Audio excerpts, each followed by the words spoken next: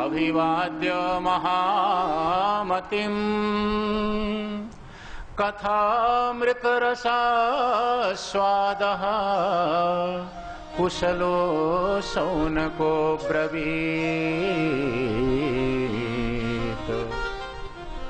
नैमिषारण्य का तीर्थ है, हाथ जोड़ा, आदर किया।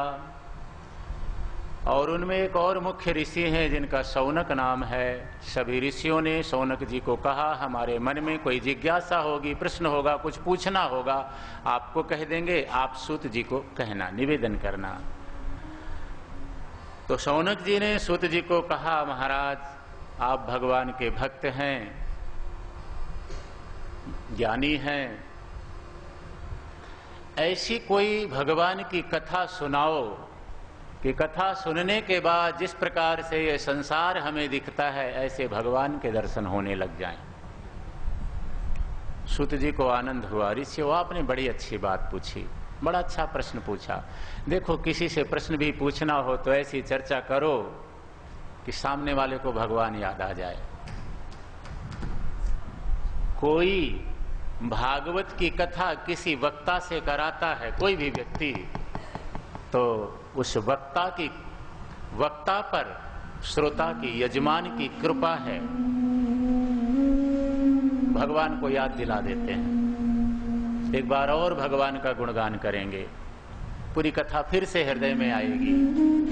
महाराज श्रोताओं की करुणा है, कृपा है। भगवान प्रश्न पूछा, सूत जी बड़े आनंदित हुआ, आपने ऐसी बात पूछी, भगवान याद आ गए।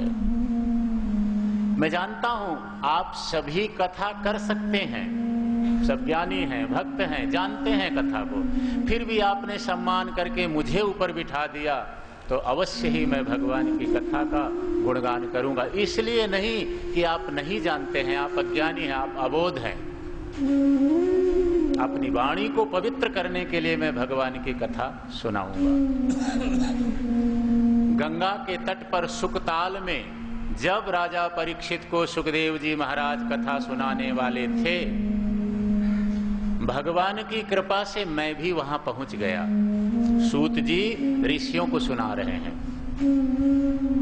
शब्द दिया, भगवान की कृपा से मैं वहां पहुंच गया। महाराज कथा सत्संग में पहुंचना परमात्मा की कृपा के बगैर हमारे पैर उधर नहीं चलते।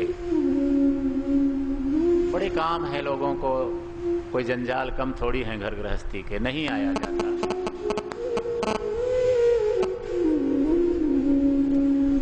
तो सूत जी कहते हैं कि मैं वहां पर पहुंच गया भगवान की कृपा से। सुखदेव जी महाराज कथा सुनाने वाले ही थे, कथा प्रारंभ करने वाले ही थे। उसी समय मैंने देखा कि देवता लोग अमृत का घड़ा लेकर के, कलश लेकर के वहां प्रकट हो गए। देवताओं ने सुखदेव जी को कहा, यह हम अमृत लाए हैं, राजा परीक्षित को पिला दो। तक्षक नाग डसेगा तो भी उसकी मृत्यु नहीं होगी और 150 साल जी लेगा। बदले में क्या चाहते हो भैया? बदले में भागवत का फल हमें दे दो, कथा श्रवण का फल दे दो। सुखदेव जी ने कहा, यजमान से तो पूछ लूं पहले, राजा परीक्षित कथा सुनना चाहते हो या अमृत पीना चाहते हो? ये देवता लोग लाए हैं। महाराज कथा सुनने से क्या होगा, अमृत पीने से क्या होगा? अमृत पियोगे 20, 50 साल, 100 साल तुम्हारी उम्र बढ़ जाएगी। कथा सुनूंगा महाराज तो भगवान तुम्हें अपनी गोद में ले लेंगे, अपना बना लेंगे, अपना लेंगे। तो महाराज कथा सुनाओ। अब क्या 20 साल, 50 साल, 100 साल और जी लेंगे तो क्या कुछ नया मिल जाने वाला है? कथा सुनाओ महाराज। अब देखो, देवता कथा सुन सकते थे, कथा हो रही हो, कोई बैठ जाए कथा सुने, अब कोई भगाएगा तो नहीं कि भाई तू यहां क्यों बैठा है। पर देवता लोग वापस चले गए। देवता कथा सुनने नहीं आए थे, कथा के फल को खरीदने आए थे। सारे संसार की संपत्ति एक तरफ रख दी जाए, एक तरफ कथा का फल रख दिया जाए, तो महाराज कथा कराई जा सकती है, लेकिन कथा का फल मिल जाए ये अलग विषय है। हजारों हजारों कथाएं हो रही हैं, बहुत अच्छी बात है, खंडन नहीं होना चाहिए, लेकिन कथा का फल मिल जाए ये अलग बात है। संसार की किसी भी संपत्ति से कथा का फल नहीं खरीदा जा सकता। कथा कराई जा सकती है, कथा का फल श्रद्धा से, समर्पण से, भाव से, सेवा से लिया जा सकता है, संपत्ति से नहीं। संपत्ति से कथा कराई जा सकती है, फल मिले ये अलग बात है। मिल भी सकता है, नहीं भी मिल सकता। मिलेगा तब जब समर्पण है, सेवा है, भाव है, संस्कार है, अहंकार नहीं है।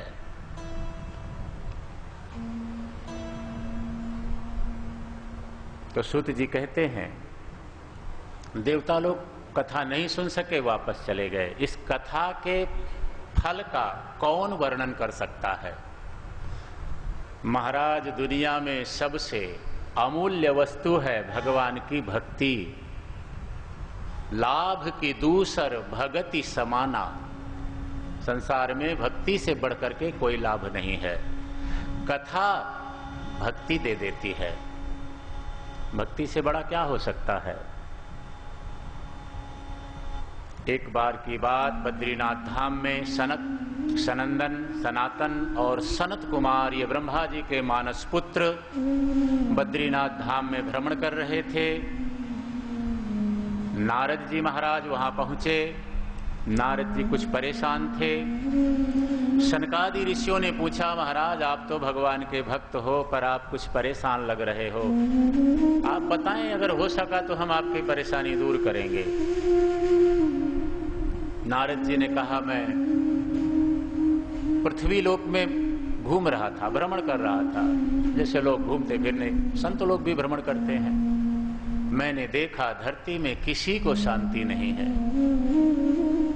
सत्यम नास्ति तपः शौचम दया दानम न विद्यते। सच नहीं है, तपस्या नहीं है, सुचिता नहीं है, हर आदमी परेशान है। लोगों की परेशानी को देखकर मुझे भी क्षोभ हुआ, इनके दुख कैसे दूर हों। अनेक तीर्थों में मैं गया कि कहीं तो शांति होगी, पर महाराज कहीं भी शांति नहीं मिली। घूमते घूमते मैं वृंदावन में पहुंच गया। मैंने वहां एक दृश्य देखा। एक जवान स्त्री बैठी है, दुखी है, रो रही है। उसके सामने दो वृद्ध मूर्छित से दो व्यक्ति पड़े हुए हैं। मैं उसके पास जा रहा था, पूछूं क्या दुख है। उसने मुझे सामने से बुलाया, भो भो साधो क्षणम तिष्ठो मत चिंतामपि नाशयो दर्शनम तव लोकस्य सर्वयागहरम परम। महाराज, आप संत लगते हैं, क्योंकि आप मेरे पास से निकल रहे हैं तो मुझे थोड़ी सी शांति मिली। संत कोई उपदेश न करे, बगल से निकल जाए। भगवान का भजन करने वाला व्यक्ति बगल से निकल भी जाए तो उसके भजन की जो किरणें हैं जरूर हमारे मस्तिष्क को वाइब्रेट करेंगी, प्रभावित करेंगी। महाराज, आपके दर्शनों से मुझे शांति मिली। आप कौन हैं? संत लगते हैं। देवी, आप कौन हैं? मेरा नाम भक्ति है महाराज। ये ज्ञान और वैराग्य दोनों मेरे पुत्र हैं जो मूर्छित पड़े हुए हैं मेरे सामने। नियम तो ये है महाराज, माँ बूढ़ी हो, बेटे जवान हो, परकाल के प्रभाव से वृंदावन में आकर के मैं तो जवान हो गई महाराज। मेरा जन्म दक्षिण भारत में हुआ, वहां से मैं यात्रा पे निकली, उत्तर भारत को चल पड़ी। जैसे जैसे उत्तर भारत को मैं पहुंचती गई, पाखंडियों ने मुझे छिन्न भिन्न कर दिया। भक्ति का जन्म दक्षिण भारत में हुआ है, ऐसा हमारे शास्त्रों में लिखा है। उत्तर भारत जैसे जैसे आप लोग जिधर रहते हैं दिखावा ज्यादा है। थोड़ी सी हकीकत दक्षिण में अभी भी है, दिखावा कम है। पर महाराज जब मैं वृंदावन में पहुंची तो मैं तो जवान हो गई, मेरे पुत्र जैसे के तैसे मूर्छित हैं, इसलिए मैं दुखी हूं। पुत्र मूर्छित हैं, वृद्धावस्था में हैं। आप कोई उपाय करें, मेरे पुत्र जागृत हो जाएं। देवी मैं कोई उपाय करता हूं। ज्ञान वैराग्य के पास में गए, कानों में गीता के श्लोक पढ़ा, वेदों के श्लोक पढ़े, नहीं जागे। चिंतित हुए।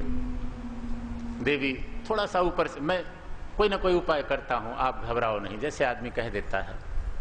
अनेक तीर्थों में जाने लगे, संतों से पूछा ज्ञान वैराग्य कैसे जागेंगे, भक्ति का संकट कैसे मिटेगा।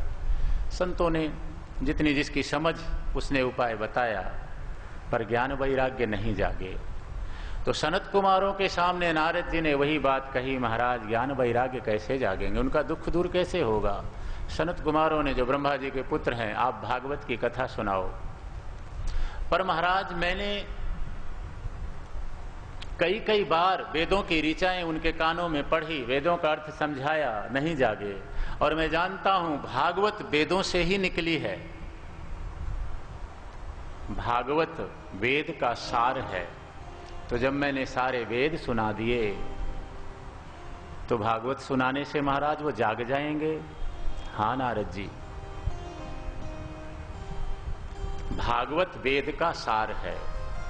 मूल वस्तु से सार वस्तु में ज्यादा समर्थ होती है। आप सभी जानते हैं घी दूध से बनता है। एक मन दूध हो, उसमें आप आरती नहीं कर सकते हैं, ज्योत नहीं जगा सकते हैं।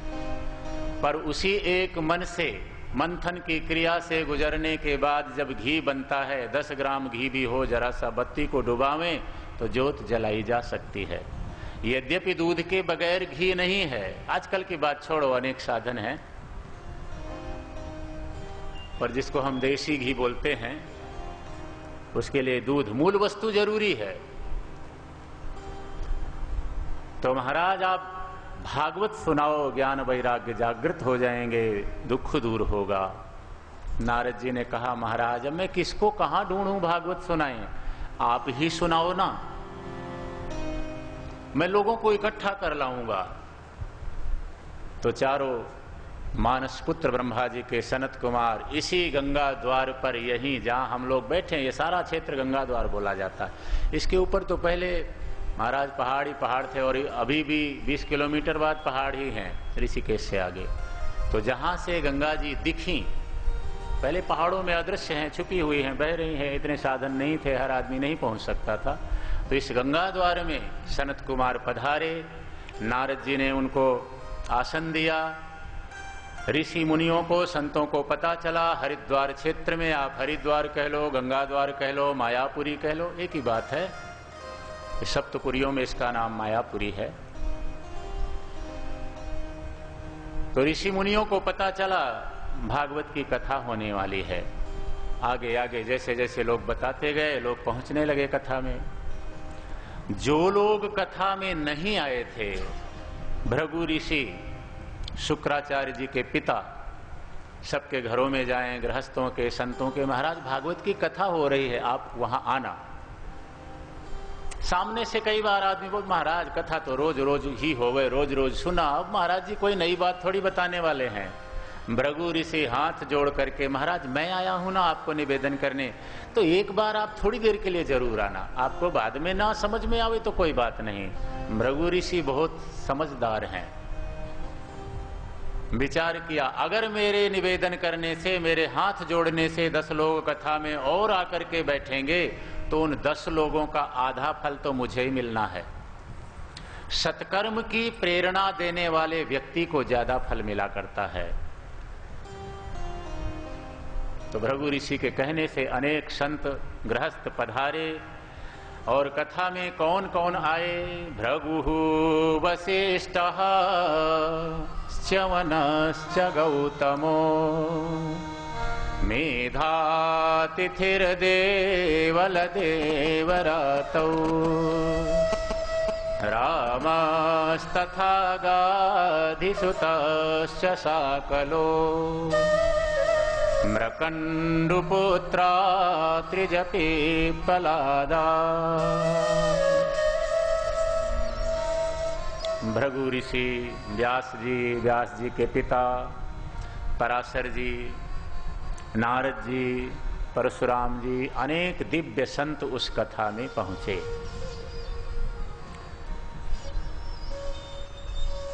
इन संतों का नाम लेने से भी मन में स्थिरता आती है। किसी तपस्वी का, किसी भजन करने वाले व्यक्ति का नाम भी वाणी में आवे तो महाराज थोड़ा सा शांति मिलती है। सब कथा में आकर के बैठे सनत कुमारों ने भगवान का जय जयकार किया। बोलिए सच्चिदानंद भगवान की जय, वृंदावन बिहारी लाल की जय। सनत कुमार कहते हैं, ऋषियों, जिनके बारे में हम सुनते हैं वो हमारे कान के माध्यम से हमारे हृदय में उतर जाया करते हैं। भगवान की कथा सुना तो कान से जाता है, छवि हृदय में उतरती है। संसार की बातें, इधर उधर की बातें ज्यादा करने से, सुनने से क्या लाभ? बोलते तो सारा दिन रहते हैं, सुनते भी सारा दिन रहते हैं। ऐसा कुछ सुने, ऐसा कुछ बोलें, परमात्मा हृदय में विराजमान हो जाए। जब भगवान श्री कृष्ण इस धरती से अपने धाम को जाने लगे तो भगवान का जो समस्त तेज था वो भागवत में छोड़ गए। भागवत के रूप में आज भी भगवान इस धरती पर विराजमान हैं। कितने जीव संसार में ऐसे हुए हैं जिन्होंने साक्षात भगवान का सामने से दर्शन किया है, लेकिन फिर भी वो नहीं सुधर सके। दुर्योधन ने भी तो दर्शन किया था। भगवान के दर्शनों से भी ज्यादा फल, महिमा भगवान की कथा की है। भगवान महाराज मिल भी जाएं तो हमेशा हमारे साथ कहाँ पकड़ के तो नहीं रख सकते, हम चले जाएंगे, उनको बहुत काम है, बहुत बड़ी दुनिया है। पर भगवान की कथा हमेशा हमारे साथ रहने वाली है। सब ही सुलभ सब दिन सब देशा, भगवान की कथा सब ही सुलभ सब दिन सब देशा, और सेवत सादर समन कलेसा। कथा सब जगह है, बहुत है कथा, कभी खत्म होने वाली नहीं है। जो कथा सुनने के बाद पाप छोड़ते हैं, भगवान उनके पहले के किए गए पापों को क्षमा कर देते हैं। कथा सुनने के बाद झूठ ना बोलें, कपट ना करें, किसी को दुख ना दें, तो पहले के जो पाप है कोई बात नहीं, क्षमा कर देता हूं। दृष्टांत से सिद्धांत को समझें। भागवत में लिखा है, बहुत समय पहले तुंगभद्रा नदी के तट पर आत्मदेव नाम के ब्राह्मण रहते थे। तुंगभद्रा नदी कर्नाटका में है। ब्राह्मण के पास संपत्ति बहुत थी। उसकी पत्नी का नाम धुंधुली। संपत्ति का उपयोग बहुत समय तक किया, घर में संतान नहीं हुई। ब्राह्मण दुखी हो गया। अशांत वृत्ति में एक दिन वो ब्राह्मण संतान न होने के कारण, अब संतान के बगैर भी क्या जीना, घर में पत्नी क्लेश करती। महाराज आत्महत्या करने के लिए नदी के किनारे पहुंच गया। ऊंचे टीले पर चढ़ गया, नदी में छलांग लगा दूंगा, मर जाऊंगा, क्या जीना संतान के बगैर भी, ये उसकी धारणा है। छलांग लगाने वाला था, पीछे से किसी संत ने आवाज लगाई, अरे ब्राह्मण देवता, मेरी बात सुनो। देखो मैं 5 घरों से भिक्षा मांग के लाया हूं, थोड़ा तुम खाओ, थोड़ा मैं खाऊं, और बाद में आपकी बात सुनेंगे। ये यहाँ क्यों खड़े हो, ऊपर क्या करना चाहते हो? महाराज मैं मरना चाहता हूं। अरे राम राम, भगवान ने मनुष्य का शरीर दिया है, भजन करो। मरना क्यों चाहते हो? महाराज घर में कोई संतान नहीं है इसलिए। संत ने कहा, देखो ब्राह्मण देवता, परमात्मा जिस स्थिति में रखे प्रसन्न रहने की कोशिश करो, प्रसन्न रहो। महाराज मुझे आपका उपदेश नहीं चाहिए, अगर दे सकते हो तो संतान दो, नहीं मुझे मरने दो। और उसके दुराग्रह को, उसकी जिद को देख करके संत ने कहा नहीं समझेगा। अपनी झोली में से एक फल निकाला, ये फल ले जाओ, पत्नी को खिलाना, प्रभु कृपा करेंगे, पर मरो मत।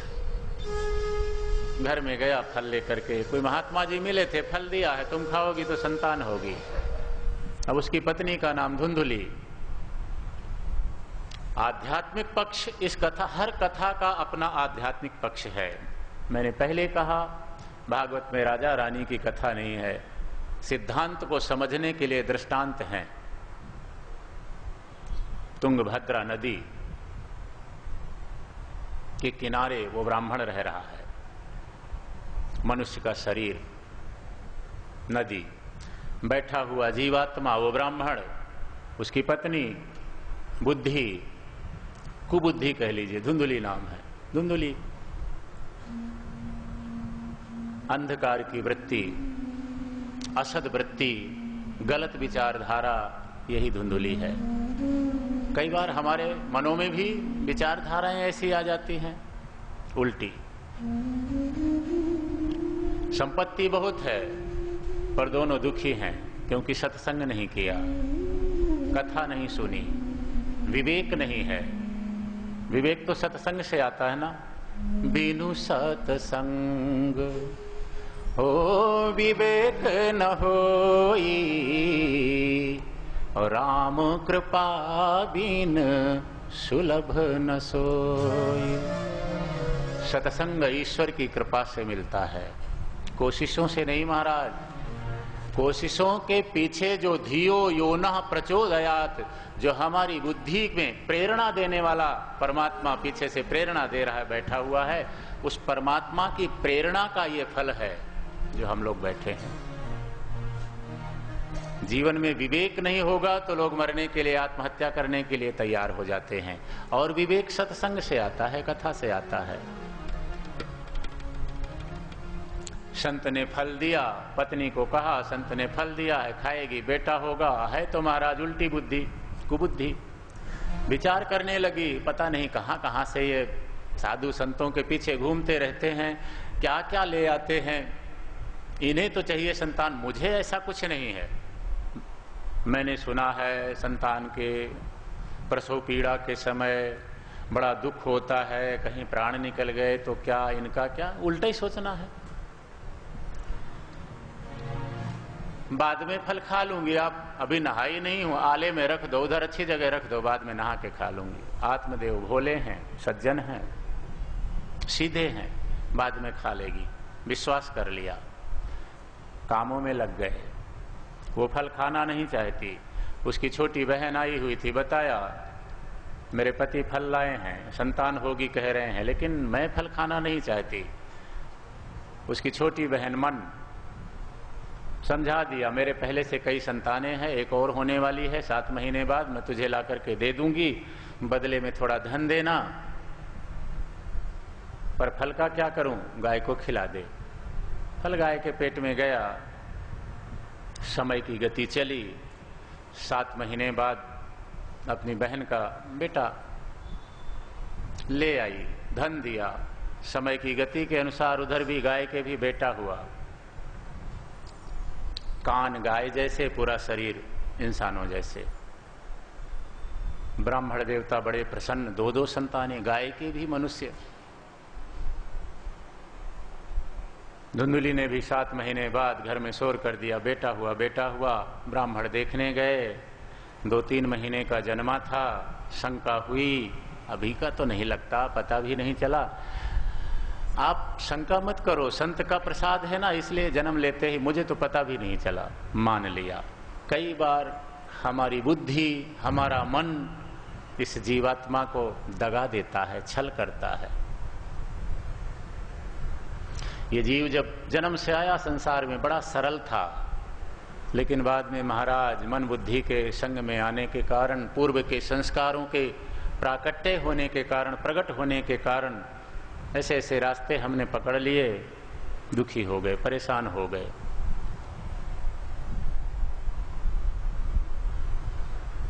समय की गति चली, दोनों संतानें बड़ी हुईं। जो धुंधुली का बेटा था उसका धुंधुकारी नाम पड़ा, उसका गोकर्ण दूसरे का नाम का असर भी जीवन में आया करता है। धुंधुकारी दुष्ट स्वभाव का बना, गोकर्ण जी संत बने। बड़ा हुआ धुंधुकारी, बुरे काम करने लगा, लोगों के छोटे छोटे बच्चों को उठाकर कुएं में डाल दे, घर में आग लगा दे लोगों के। एक दिन पिता को बहुत मारा, मुझे धन चाहिए, कहाँ छुपा रखा है। पिता फूट फूट करके रोता हुआ अपने गोकर्ण नाम के बेटे के पास पहुंचा, जो गाय के द्वारा पैदा हुआ था। बेटा कहाँ जाऊं? और देखो, इंसान सारी दुनिया का सामना कर लेता है, सबसे टकरा लेगा, कैसे कैसे रातों दिन करके थोड़ा धन कमाता है कि मेरा परिवार, मेरे अपने सुखी रहें, सबका सामना कर लेगा। लेकिन जब उसके अपने उसे ऐसी चोट देते हैं, वेदना देते हैं, पीड़ा देते हैं, कहाँ जाए, किसे सुनावे, अंदर का दर्द किसे बतावे। जिनके लिए सारी जिंदगी लगा दी, रातों दिन एक कर दिया, जब वही ठोकर मारते हैं। जिस संतान के लिए मरने तक को तैयार हो गया था, संतान मिली और आज जब डंडे से पीट रही है, कहाँ जाए? बेटा कहाँ जाऊं? गोकर्ण के पास। पिताजी मेरी एक बात सुनो। कहो बेटा, तुम भी सुनाओ। देहे स्थिमांसुरुधिरे धीमतिं त्यज त्वं जाया सुतादिषु सदा ममतां विमुञ्च पश्यानिशं जगदिदं क्षणभङ्गनिष्ठ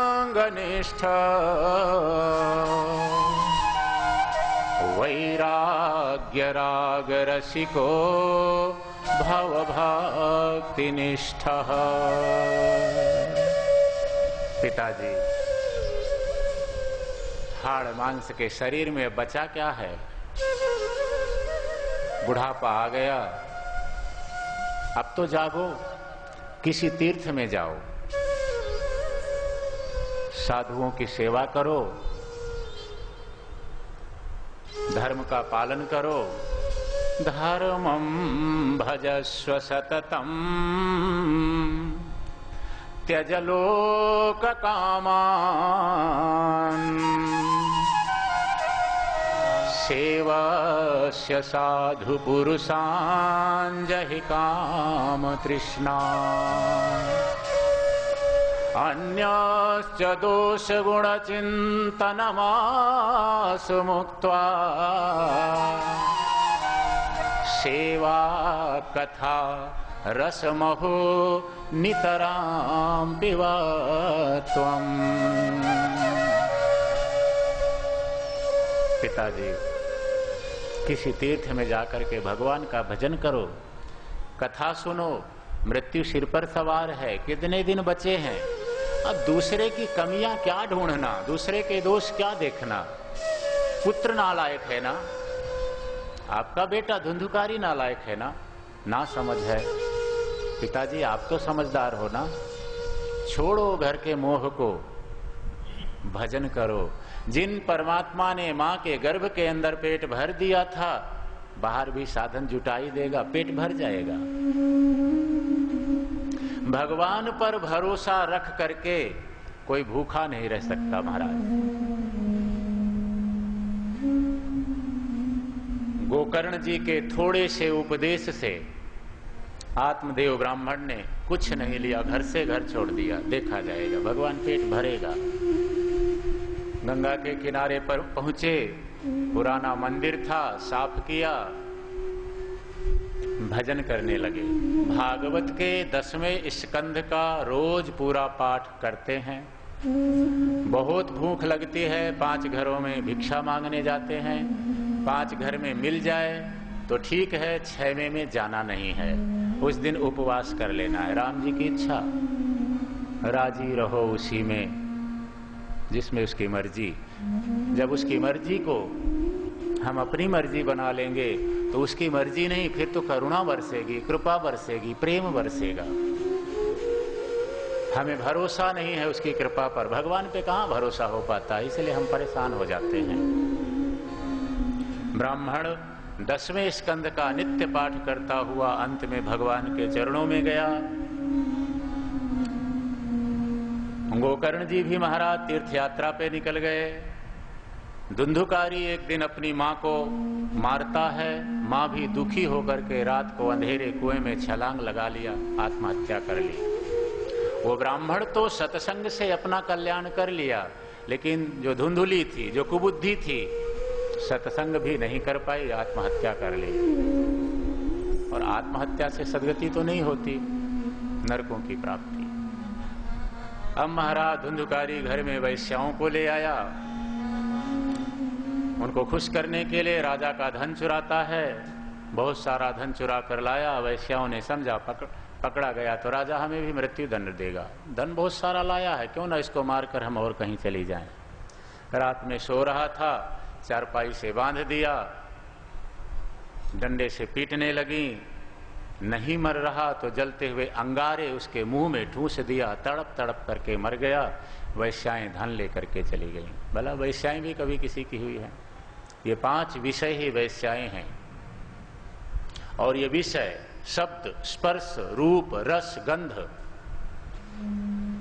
इन विषयों को हमने कहां भोगा? कोशिश करते हैं कि हम भोगें, लेकिन महाराज इन विषयों ने हमें भोग दिया, हमें पास कर दिया। भोगा न भुक्ता वयमेव भुक्ता, तपो न तप्तः वयमेव तप्ता, कालो न यातो वयमेव यातः, तृष्णा न जीर्णा वयमेव जीर्णा। समय कहाँ पास हुआ? समय ने हमको पास कर दिया। कई बार व्यवहारिक भाषा में किसी से पूछो, महाराज क्या कर रहे हो? टाइम पास करा। टाइम को आप क्या पास करोगे महाराज? टाइम हमें पास कर दिया। कितनों को टाइम ने पास कर दिया। तो कालो न यातो वयमेव याता, समय हमसे पास नहीं हुआ, समय ने हमें पास कर दिया। वैश्याएं चली गईं, वो तड़प तड़प करके मर गया, प्रेत बना। गोकर्ण जी महाराज कई सालों के बाद, तीर्थ यात्रा के बाद अपने गांव में आए, घर में ठहरे। रात को सो रहे थे, भयंकर आवाजें आने लगी, कभी रोने की, कभी चीखने चिल्लाने की। गोकर्ण जी ने अपनी तपस्या का, भजन का जल थोड़ा छोड़ा। प्रभु ये जीव अधोगति में पड़ा है, कुछ बोल सके। कौन हो भैया तुम? आपका भाई धुंधुकारी हूं, प्रेत बन गया हूं, पर मैंने तो तुम्हारे लिए गया जी में श्राद्ध किया था भैया। गया में 1000 श्राद्ध कर लो तो भी मेरी मुक्ति नहीं होगी, क्योंकि मैंने बहुत पाप किया है, बहुत कष्ट है, तकलीफ है इस योनि में। कोई उपाय करो, मेरी सद्गति हो। गोकर्ण जी ने सूर्य भगवान को अर्घ्य दिया, प्रार्थना की, मेरे भाई की दुर्गति हुई है, उपाय बताओ। आकाशवाणी हुई, सप्ताह वाचनम कुरु, भागवत की कथा सुनाओ।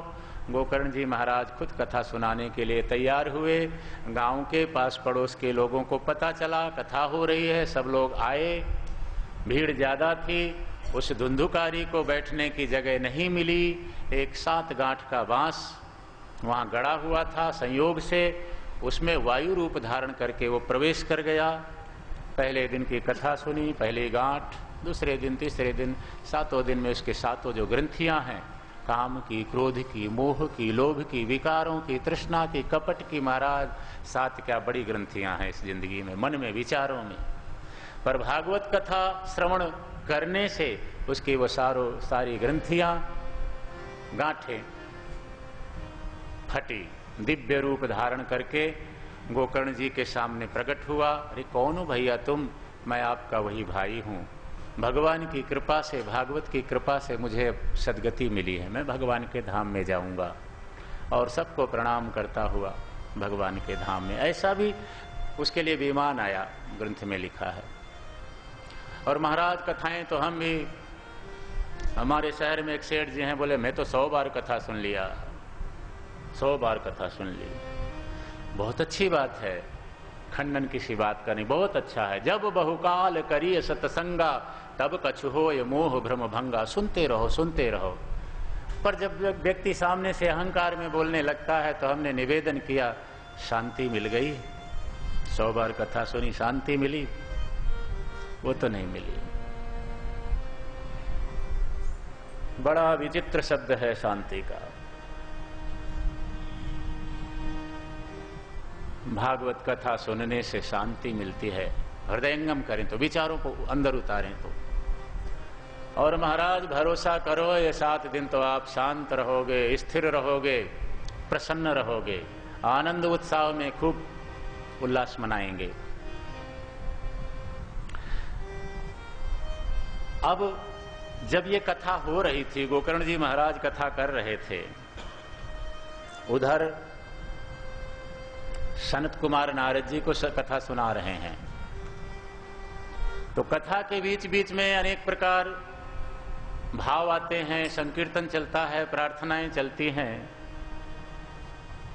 सनत कुमार कीर्तन कराने लगे, नारद जी महाराज ने वीणा संभाल ली, और उस कथा के मध्य में प्रहलाद जी महाराज प्रकट हो गए, अर्जुन प्रकट हुए। ये सब संगीत शास्त्र के सब जानकार हैं। खूब कीर्तन हुआ, और उस कीर्तन के बीच में जो ज्ञान और वैराग्य मूर्छित अवस्था में पड़े हुए थे, जिनमें चेतना नहीं थी, खड़े हो गए, नाचने लगे, भगवान का संकीर्तन करने लगे। ज्ञान वैराग्य जागृत हो गए। परम सत्य बात है ये। जंडवाला हनुमंता में गौशाला में कथा चल रही थी। लगभग मेरे सामने 8000 आदमी बैठे थे। उसमें एक 95 साल की बुढ़िया अपनी बहुओं के साथ आई। जिया किया कार में डाल करके बुढ़िया को बहुएं ले आई कि मन्ने भी कथा सुना दो। तो महाराज 95 साल की बुढ़िया, जब भगवान राम जन्म कृष्ण जन्म का उत्सव मनाया गया, राधे गोविंद भजो राधे गोविंदा, राधे गोविंद भजो राधे गोविंदा, राधे गोविंद भजो राधे गोविंदा, राधे गोविंद भजो राधे गोविंदा। नारायण परम कृपाल हैं, भजो राधे गोविंदा, नारायण कृपाल हैं, भजो राधे गोविंदा।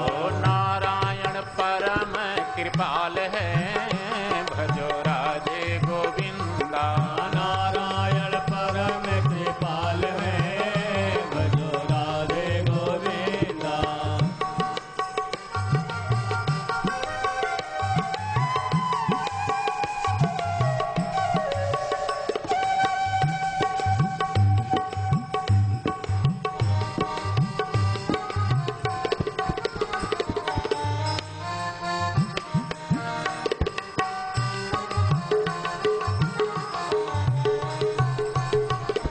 माया में मन क्यों भरमावे, माया में मन क्यों भरमावे, माया में मन क्यों भरमावे, माया में मन क्यों भरमावे। संग में तेरे कुछ नहीं जावे, संग में तेरे कुछ नहीं जावे, ओ संग में कुछ नहीं जावे, संग में तेरे कुछ नहीं जावे। जाएगा हाथ पसार रे, भजो राधे गोविंदा, जाएगा हाथ पसार रे, भजो राधे गोविंदा, जाएगा हाथ पसार रे, भजो राधे गोविंदा, जाएगा हाथ पसार रे।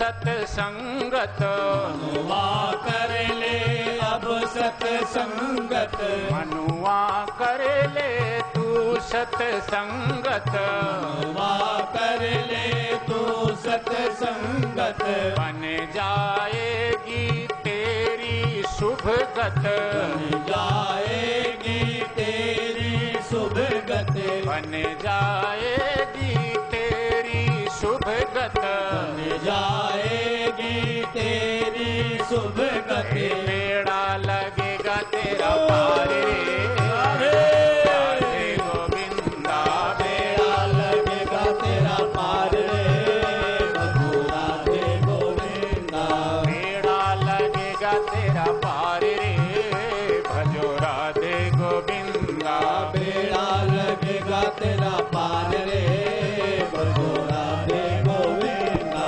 नारायण दीन दयाल हैं, भजो राधे गोविंदा, नारायण दीन दयाल है, भजो राधे गोविंदा,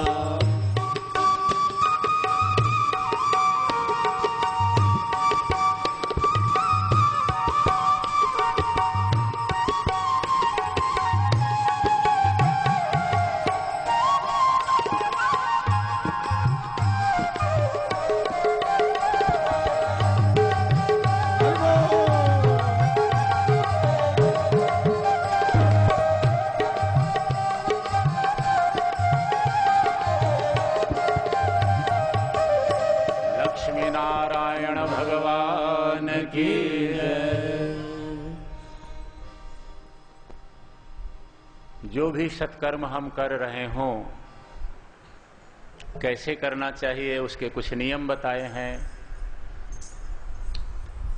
भागवत महात्म के 6ठे अध्याय में वक्ता श्रोता के लक्षण, उपाय, नियम, विधि, कथा सुनना सुनाना हो, करना कराना है। घर से भी ज्यादा अच्छा कोई मंदिर है, मंदिर से तीर्थ है, तीर्थ भी कई प्रकार के होते हैं। गंगा जी इससे बड़ा क्या हो सकता है।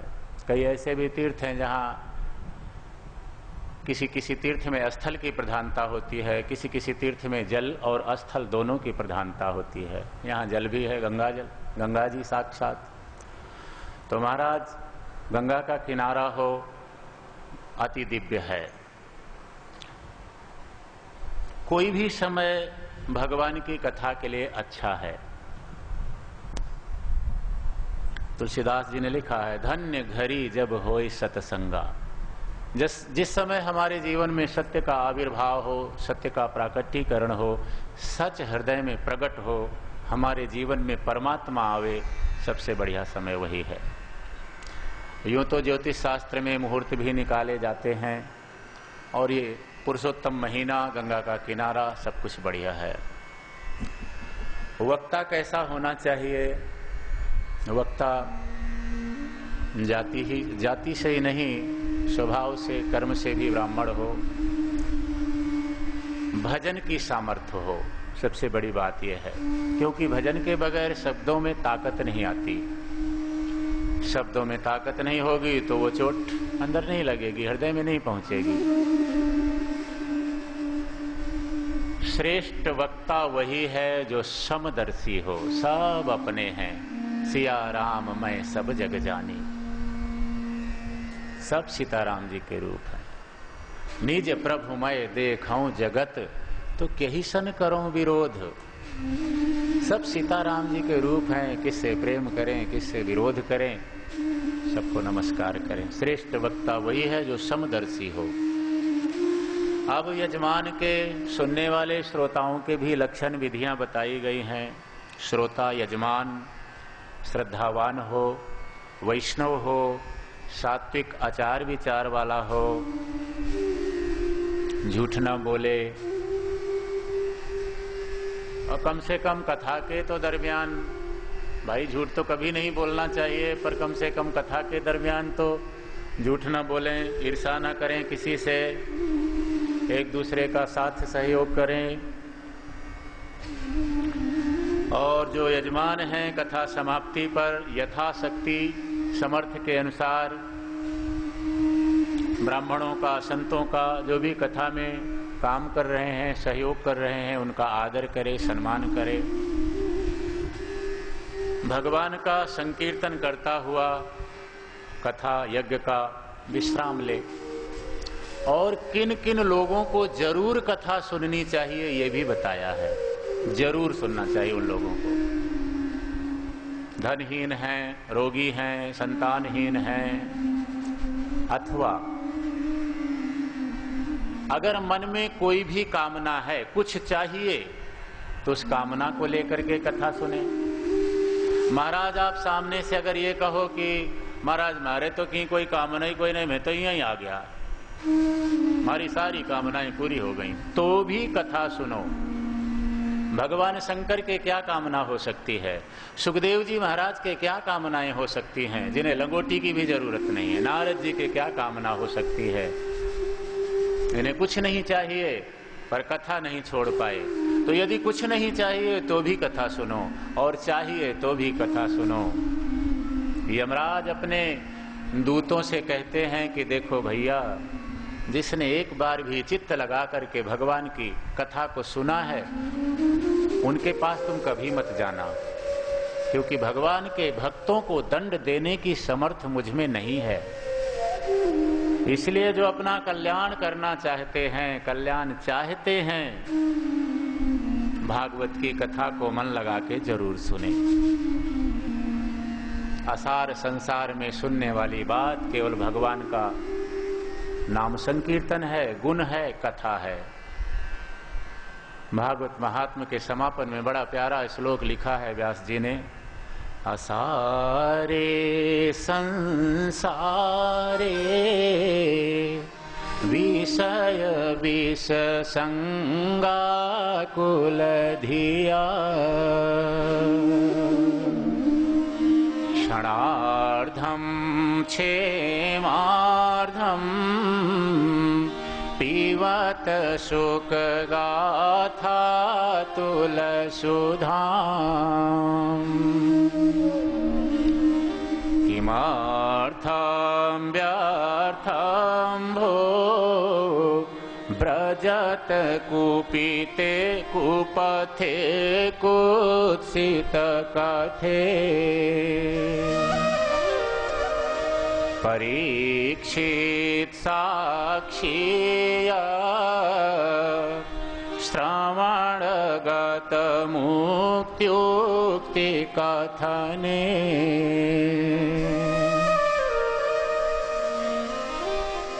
इधर उधर की बातें क्या सुनना, भागवत सुनो, कल्याण होगा, भगवान अपना बना लेंगे, इसका प्रमाण परीक्षित है।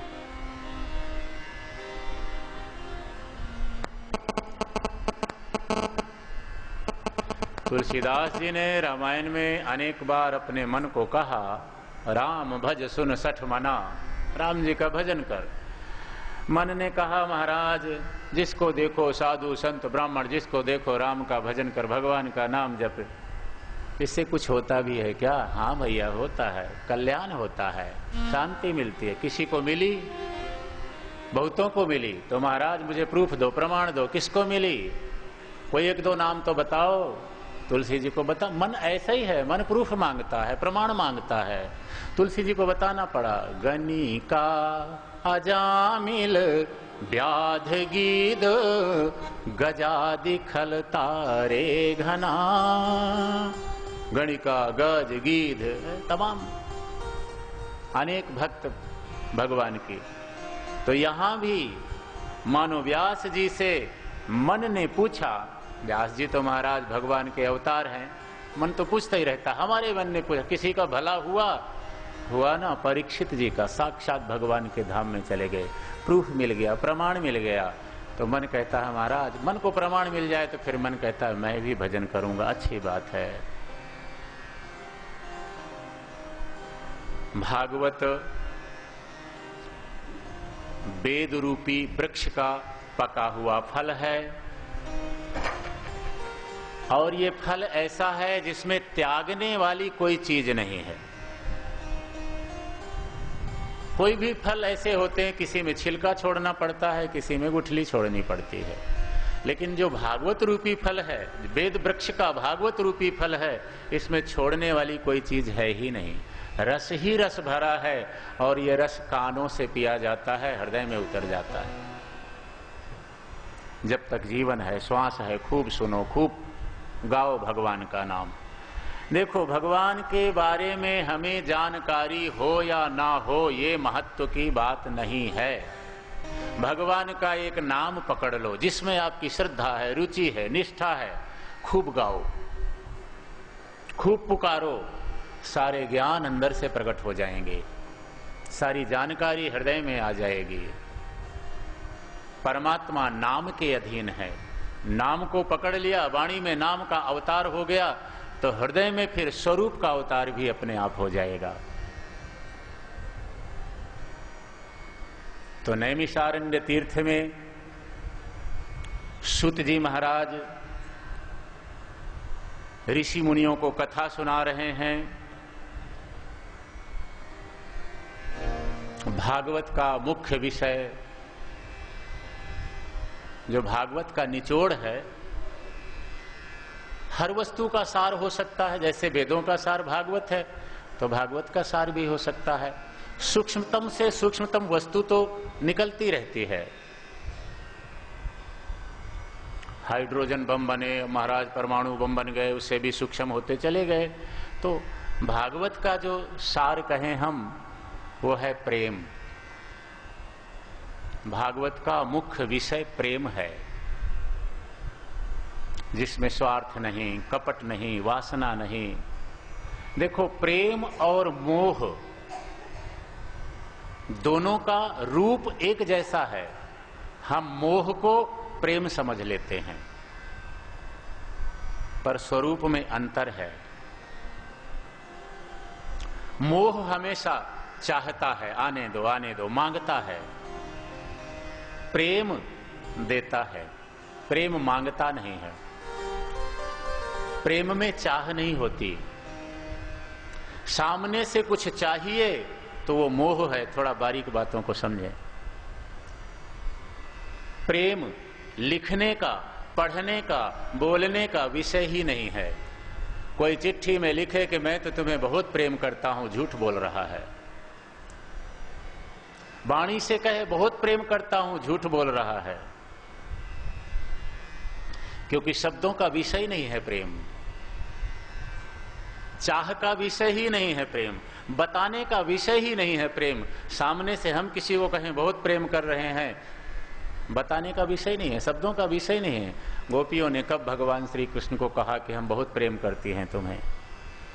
आंसुओं से उसकी प्रेम की अभिव्यक्ति आंसुओं से होती है। जहां जहां आप देखेंगे गोपियों ने प्रेम को प्रकट किया तो शब्दों से नहीं, आंसुओं से प्रकट किया है। क्योंकि प्रेम की अभिव्यक्ति केवल आंसुओं से हो सकती है, मौन से हो सकती है, मौन स्वीकृति, शब्दों से नहीं। भगवान श्री कृष्ण एक बार द्वारिका में विराजमान थे। राजा थे, 16,000 रानियां सेवा में। रुक्मिणी जी महाराज, अनेक रानियां हैं। रानियों को सूक्ष्म अहम हुआ कि हम बहुत योग्य हैं, इसीलिए हमारे साथ ही रहते हैं। जब जब रानियां सेवा करें, अपनी प्रशंसा चाहती थी, तो भगवान गोपियों की प्रशंसा करने लग जाते। जब से वृंदावन छोड़ा है, गोकुल छोड़ा है, वैसा प्रेम कहीं मिला नहीं। भगवान के मुंह से निकल जाता। गोपियां जितना प्यार करती थी, और महाराज किसी स्त्री के सामने किसी दूसरी स्त्री की प्रशंसा कर दो, उसे अच्छा नहीं लगता। रुक्मिणी जी, सत्यभामा जी, ऐसा क्या है गोपियों के पास जो यहाँ नहीं है? रहते यहाँ हो, जब देखो उनकी याद में खोए रहते हो। देवी, कभी समय आया तो जरूर बताऊंगा। और एक दिन नारद जी महाराज महलों में पधारे। अचानक भगवान ने लीला करी, नाटक किया, जोर जोर से कराहने लगे। रानियां घबरा गई, महाराज क्या हुआ क्या हुआ? पेट में पीड़ा उठी है, बड़े जोर का दर्द उठा है। वैद्य आए, हकीम आए, डॉक्टर आए, महाराज राजाधिराज हैं, सारे साधन हैं। वैद्यों ने दवाई दी पर दर्द ठीक नहीं हुआ, दर्द बढ़ता चला गया। प्रेम के दर्द की दवा संसार के किसी भी वैद्य के पास, डॉक्टर के पास है ही नहीं। तभी तो सामने से मीरा जी को कहना पड़ा कि हेरी मैं तो प्रेम दीवानी मेरो, दर्द न जाने को। बाबुल वैद बुलाइया, पकड़ दिखाई मारी बाह, मूर्ख वैद मरम नहीं जाने, पीर कलेजे माह। आगे आपको गाएंगे, सुनाएंगे, थोड़ा प्रसंगों को आगे लेते हैं। महाराज, प्रेम के दर्द की दवा दुनिया में कहीं है ही नहीं, है ही नहीं। या तो प्रेमी भक्त के पास है या भगवान के पास है, दो जगह है। प्रेमी भक्तों के पास दर्द की दवा है। नारद जी ने पूछा, जब सब परेशान हो गए, दर्द बढ़ा चला जा रहा, महाराज कोई तो दवा होगी इस दर्द की, कोई तो उपाय होगा। दवा तो है बाबा, तो महाराज आप उस दवा का नाम बताएं, स्थान बताएं, आपकी कृपा से मैं सब जगह जा सकता हूं, आप जल्दी नाम बताएं दवा का। बाबा, यदि कोई प्रेमी भक्त अपने चरण धो करके मुझे पिला दे तो मेरा दर्द ठीक हो जाएगा।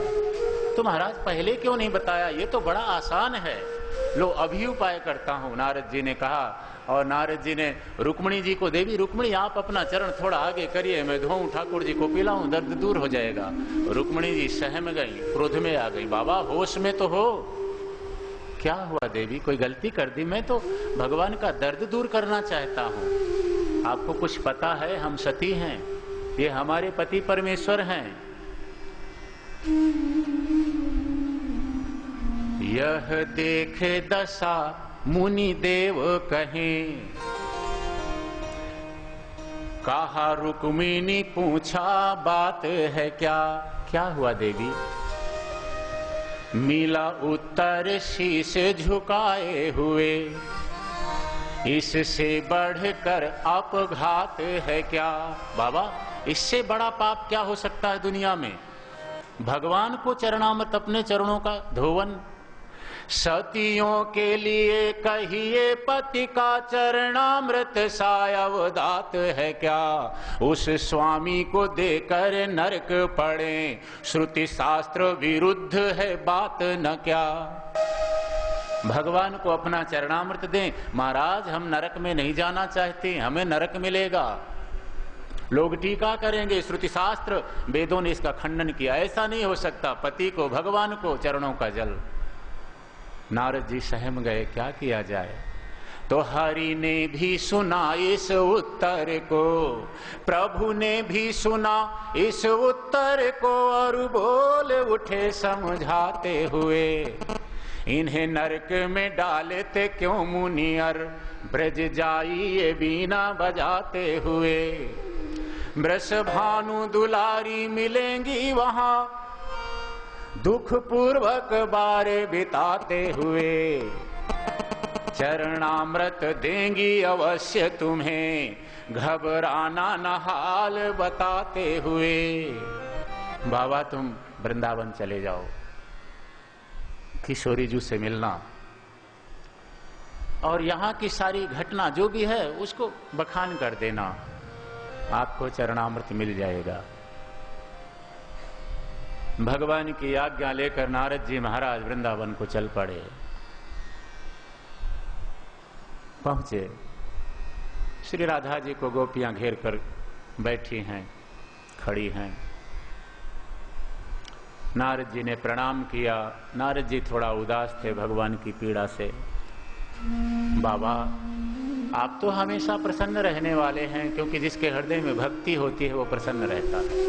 नारद जी के हृदय में भक्ति है, पर कभी कभी भक्त भी भगवान की वेदना से, पीड़ा से, लीला से, उस लीला में सम्मिलित होकर के। तो बाबा आप क्यों परेशान है? ऐसा लग रहा है जैसे आपका कुछ खो गया है, उदास क्यों है?